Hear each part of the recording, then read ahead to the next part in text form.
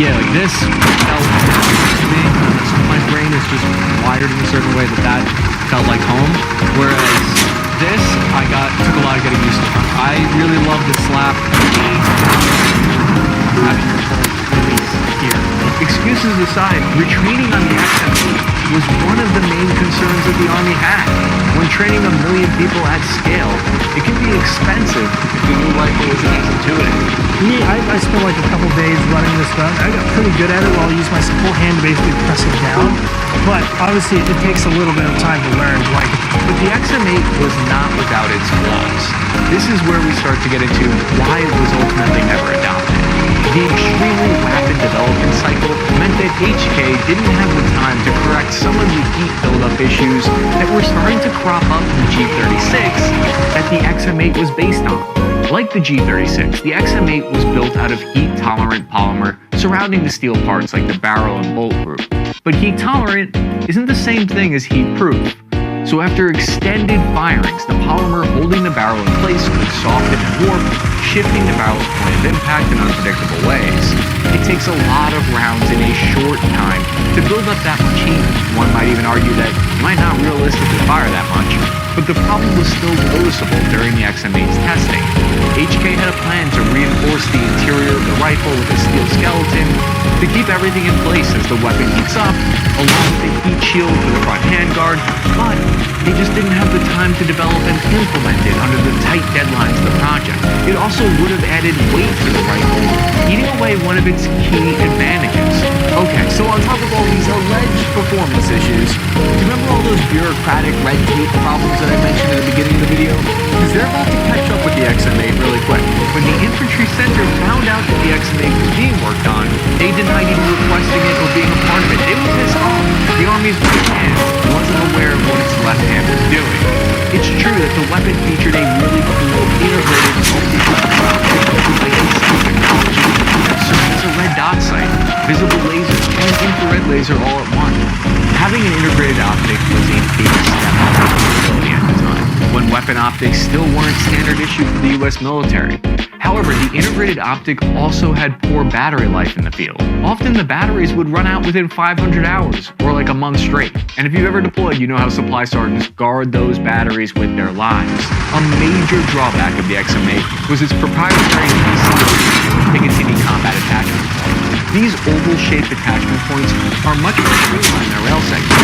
You can use them to attach and tape off optics. It was impressive because it predates similar ideas like the key mod and M-lock by almost a decade. But it ran into the same issues that all of your proprietary systems had.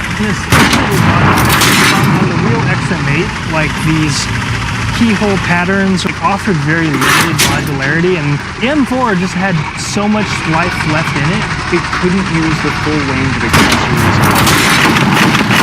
The biggest selling point of the XM8 was that it could be 4 weapons in one, a whole family of infantry weapons that could be easily converted in the field all by your lonesome.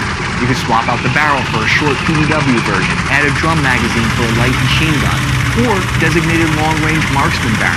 However, in reality, it wasn't as easy as it seemed. You still needed a barrel wrench setup to do it, which meant there was no such thing as quick swap-outs in the field. Colonel Moran and his colleagues were bold. They genuinely wanted to get past red tape and restrictive bureaucracy so they could deliver a better weapon to the troops to address their concerns. But I think this might be how we learned why many of these boring procedures and regulations were put there in the first place. They're there to prevent waste, money, and time, and prevent development of weapons that ultimately no one has a need for. By circumventing the normal procurement process, it opened a window for American gun manufacturers and their allies in Congress to rightfully point out that the XM8 had essentially already been pre-selected to replace the M4 without anyone else having a chance to compete. They played the "that's not fair" card because it actually goes against ethical and strategic regulations for military procurement. I hear you, ethics and war machines don't exactly go together like PB&J, but I don't know if you know this, but the Army is supposed to buy American before reaching out overseas to a German company like H&K. The U.S. Army is at least supposed to offer American bid for contracts to American sources. Personally, I think it's fascinating to see how the XM8 saga directly influenced future firearms procurement with the next generation squad weapon, the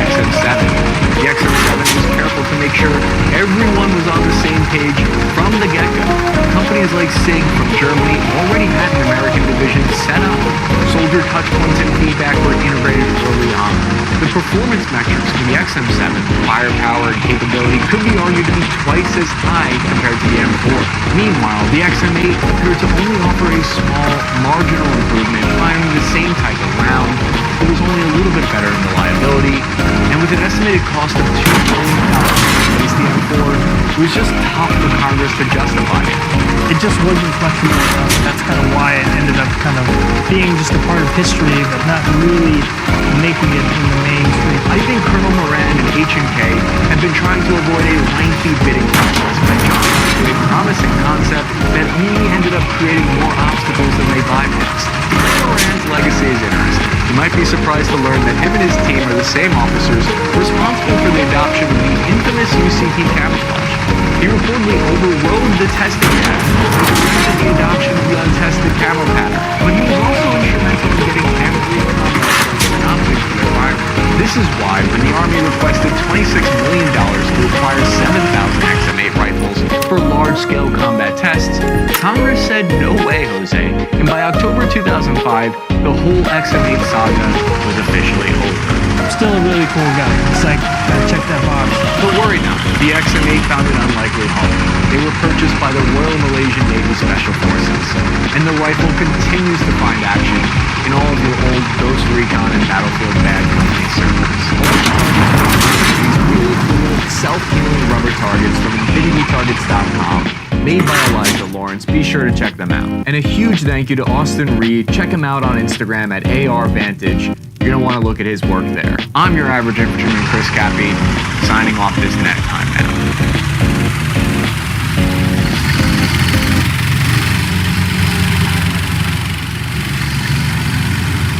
Time during the Ukrainian war. It didn't help that the first we heard about it was literally just this image with zero context whatsoever, so you can see why people immediately thought it had something to do with terrorism. But luckily it was a false alarm, and that War Thunder isn't funding any terrorist organizations. Phew.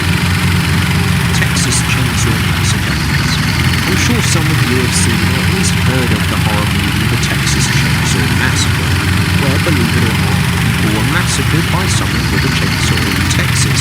No way!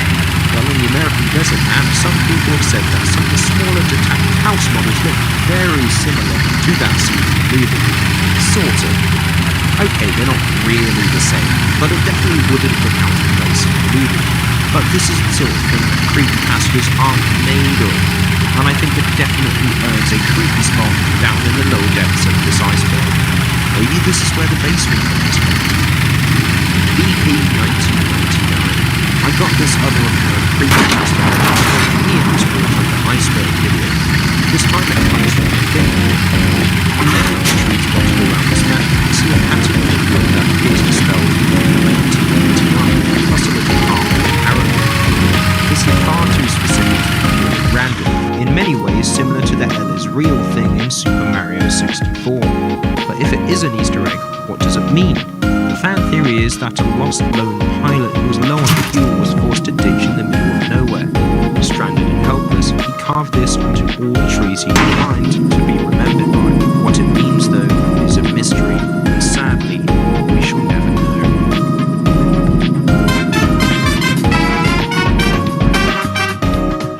So there you have it, my complete War Thunder iceberg.